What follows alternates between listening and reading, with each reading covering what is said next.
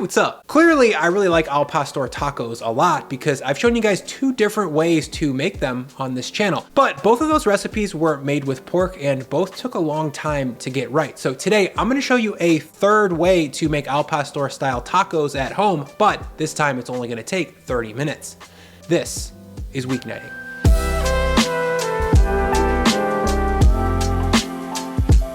To get started, I'll grab a flat, shallow bowl like this one and then throw it into the freezer. This is gonna save us some time later on, but I'll get back to that. For now, I need to chop the vegetables for my salsa. Today, I'm gonna make a bright, fresh, tart tomatillo style salsa. To make that, I need a small dice half of a white onion. To keep things simple and to save on dirty dishes here, this salsa is not going to be pureed, so I do need to take the time to get everything inside the salsa chopped relatively small. This half white onion is roughly 75 to 100 grams, and once it's all diced up, I'll scoot it into a high-sided saucepan like this. Then next up is poblano peppers, or jalapenos or serranos if you want things spicier. I'm not a tough guy, so I do not. Size-wise, I'm going with a small dice on these poblanos, just like the white onions. In total, I need 100 grams or so. That's about 1 whole poblano or 2 to 3 jalapenos. Into the saucepan it goes. For the tomatillo part of this tomatillo salsa, I peeled 5 to 6 medium-sized fruits and then gave them a medium to large chop. These tomatillos are actually going to turn into a mush when we cook the salsa, so we don't really need to chop them as small and perfectly as the onions and peppers.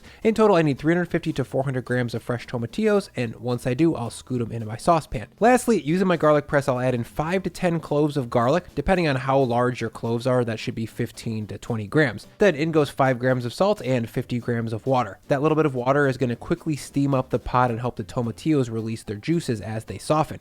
Next, I'll drop this pot on the stove over medium-high heat and bring it up to a simmer. That should take 2 to 3 minutes, and once we're there, I'll lower the heat to medium-low, pop on a lid, and then cook for about 10 minutes or so, and I'll check back then. From here, we need to make our al pastor marinade. For that, I'll grab a high-sided container, and into that, I'll measure 50 grams of pineapple. I'm using fresh here because I personally have no problem eating the rest of this giant fruit as a snack, but canned pineapple will work in a pinch if that's all you've got. Behind that, I'll add 100 grams of orange juice. That's about 2 fruits worth if you're using fresh, but store-bought OJ would work fine as well. Then 25 grams of water, 25 grams of white distilled vinegar, 20 grams of sugar, 20 grams of salt, 30 grams of achiote annatto paste, and if you're not familiar with AA paste, this is a pantry item that I highly recommend keeping on hand if you don't already. Achiote annatto paste is essentially a brick, or I guess more accurately, it's a condimented paste made from ground annatto seeds and a few other spices. It's often used in the Mexican pork dish called cochinita pibil, but for me, it's also like the flavor of al pastor. The flavor is overall hard to describe, but it's like piquant, earthy, peppery, and pretty tart. But don't eat it raw though. If you can't get this product or something like it, I would sub in some lime juice, some chili powder, and paprika in its place, but I'll throw an alternative recipe for that specifically in the description box for those of you who don't have it. Next, I'll add in 2 grams of oregano, 5 grams of garlic powder, 5 grams of cumin, and 10 grams of chili powder. Now, the immersion blender goes in, and I'll puree this until everything is well combined and there is no longer large chunks of annatto and pineapple floating around. And there we go. Not only is this paste super flavorful, but it also freezes well. I usually make a 2 or 3x batch and store it for future B-Man's Taco Tuesdays. Now for the meat. As you guys have already inferred from the title of this video, I'm making a chicken version of this traditionally pork or lamb based dish. So today I've got 2 pounds of boneless, skinless chicken thighs, and I'm throwing them into a medium bowl. Now in goes about half of my marinade, or let's say about 100 grams or so. Then I'll save the rest of this for something special a little bit later on. Using some tongs, I'm going to hop into the bowl now to get everything nicely coated. This might come as a surprise to you guys, but most marinades don't really do anything to make meat more flavorful. Yes, the salt and acidity in there will alter the structure of the meat, and that might tenderize it a little bit, but overall the flavors in the marinade won't go deep inside. So I make marinades thick like this one so that they stick to the outside of the meat, and so I can actually enjoy their flavor. Once my chicken is well coated in the marinade, I'm going to grab a half sheet tray lined with foil and then lay out the thighs. The thighs I bought were about 6 pieces per pound, so that's 12 in total here, and I'll lay them out together in a 4x3 pattern right in the middle of my tray, edge to edge. Now on either side of the chicken on the sheet tray, I'm going to lay down 2 planks of fresh pineapple. The pieces here should be close in size and thickness to the chicken thighs.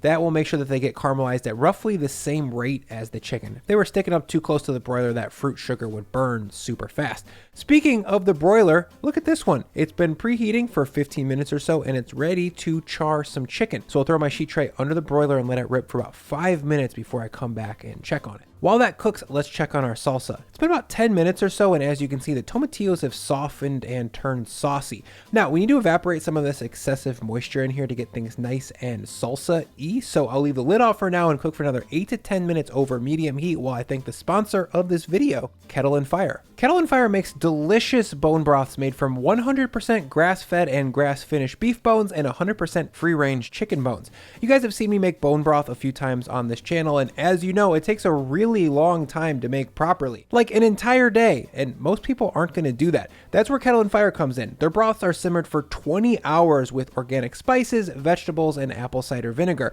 And unlike a lot of other store-bought bone broths that I've tried, Kettle and Fire actually has the flavor I associate with broth made from boiled bones. Kettle and Fire's slow simmering process releases a ton of gelatin, collagen, and other nutrients into the broth that are super good for you. Think glutamine, that's really good at building up the lining of your gut. We get Kettle and Fire from the pantry section of the local grocery store, but if you want to get it sent to your house, you can do that too. Go to kettleandfire.com and filter the products based on your tastes and dietary needs. So to give Kettle and Fire a try, go to kettleandfire.com/Brian and use code BrianL to get 20% off your order. That's 20% off your broth. Use code BrianL at checkout. The link is in my description. Thank you, Kettle and Fire. After 5 to 8 minutes under the broiler, my thighs are looking pretty good, but these broilers always tend to have hot and cold spots, and the front here needs a little bit more color. So I'll rotate the tray and throw it back under the broiler for 5 more minutes. After that 5 minutes, I'll pull out my tray, and as you can see, the first side here is perfectly charred up with some nice grilled flavor. Some of the sugars in that marinade have deeply caramelized, and the pineapple on the sides is just starting to get there as well. Now I'll flip the chicken over so that we can get some char on the back side. I'll leave the pineapple as it is though, because that needs a little bit more color. Then once the thighs are inverted, I'll throw this tray back under the broiler for 5 to 8 more minutes or until the back side is well charred. While that cooks, let's check one more time on this tomatillo salsa. As you can see, after about 15 to 20 minutes of cook time, it has evaporated down into a thicker consistency that actually looks like a salsa. I'll call this done. Remember that cold bowl? I'll grab that and fill it with my hot salsa. I'm pretty sure this isn't going to crack it because it hasn't happened to me yet, and I do this pretty often. I guess fingers crossed, we'll see how it goes. But yeah, cold bowl obviously will make hot salsa cold fast. I'm hungry and I want to make sure that my salsa is ready for taco time. So to make double sure, I'll throw this bowl into the freezer to cool for 5 to 10 minutes while I finish up the taco meat. After 15 to 20 minutes of cooking, this chicken thigh al pastor is ready to come out of the oven. As you can see, the backside of these thighs are fully cooked and have taken on some nice dark color, as have the pineapples. Charred fruit tastes very good, especially in a taco. And if you're skeptical on that, you gotta freaking trust me here, dude. It's gonna be good. Now, I'll let these thighs rest for 5 minutes or so while I heat my tortillas. These days, I do that in a dry nonstick pan. Some people throw oil in there, and I think that can work, but I find it makes the final product kind of greasy. Once the tortillas are in the warmer, now it's time to finish up the meat. For that, I'll lay out my thighs on a cutting board 4 to 5 at a time. Then, using my tongs and my knife, I'll come back and cut these thighs every half inch or so. This is my attempt at recreating the slice size off of the trompo, or the spit that El Pastor is usually cooked on in Mexico. I'll come back and chop at a 90-degree angle to get a rough half-inch dice overall, then I'll scoot this meat into a bowl to finish the rest. I'll do the same dice to the pineapple as well. Once all my chicken and pineapple are diced up like this, I'll scrape any remaining chicken juices and chicken sauce left on the sheet tray. Be careful not to scrape up too much of that burnt marinade though. Leave that stuff right where it is. So if you're really hungry, this stuff is ready to eat as is right now. But for another 3 to 4 minutes of work, it can be brought to the next level, and I highly recommend you do it. So I'll grab my meat, bring it over to the stove, and into a very hot nonstick pan, I'll squirt 3 tables of oil and then load in my meat. I'm going to fry this meat for about a minute or so on this first side to get some nice color on the outside and to evaporate any excessive moisture that was left over from resting. After 60 seconds or so, I'll add in about 4 to 5 tablespoons or 40 to 50 grams of my reserved al pastor marinade. A shake and a toss now to combine, and from here I'll saute for another 3 minutes or so, or until the chicken has taken on a touch more color and the sauce has reduced to the point of near caramelization like this.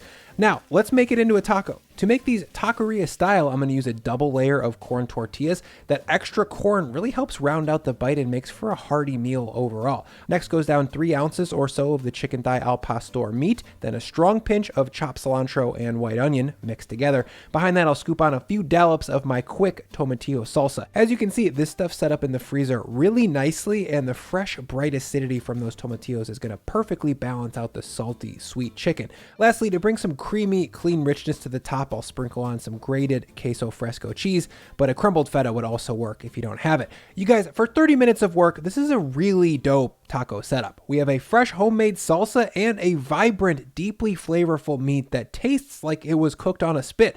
You definitely couldn't go out and buy Mexican food for less time, and I would be happy to bet that this is gonna taste better. I really hope you try this one soon. Let's eat this thing.